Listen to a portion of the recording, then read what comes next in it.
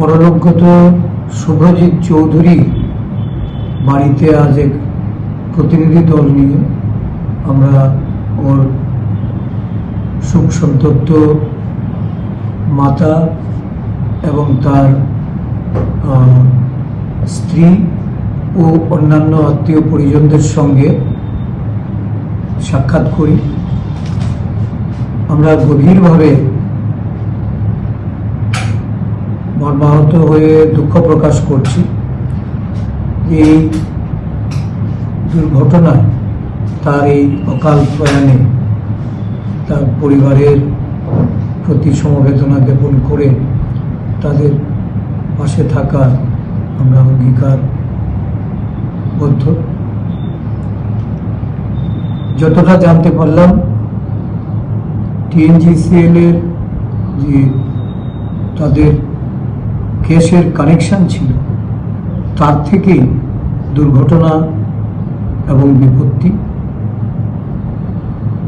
এই মৃত্যুর জন্য কারা দায়ী বা কার গাফিলতিতে এই ধরনের দুর্ঘটনার সম্মুখীন হয়ে এই পরিবারের সন্তানহারা মায়ের আর্তনাদ, যে এর উপযুক্ত তদন্তক্রমে বিচার এবং তাদের পরিবারের যে সদ্য বিধবা যে স্ত্রী,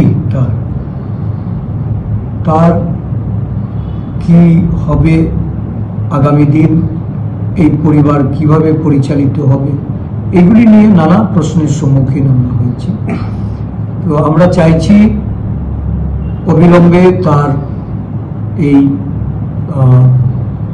সদ্য যে বিধবা স্ত্রী বা এই পরিবারের মধ্যে একটা সরকারি চাকরি প্রদান করে তার উপযুক্ত কম্পেনসেশনের মাধ্যমে তারা যেন তাদের পরিবার পরিচালনা করতে পারেন।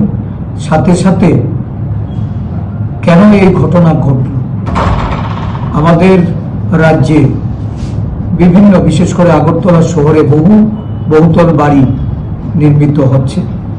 এই বহুতল বাড়িতে যে বিদ্যুৎ ব্যবস্থা, গ্যাসের কানেক্টিভিটি বা অন্যান্য ঝুঁকিপূর্ণ যে সমস্ত ব্যবস্থাপনা, সেগুলি সঠিকভাবে করা হচ্ছে কিনা সরকারের তরফ থেকে সেগুলি খতিয়ে দেখা এবং সেই রকম পরিস্থিতিতে প্রয়োজনীয় ব্যবস্থা গ্রহণ করা।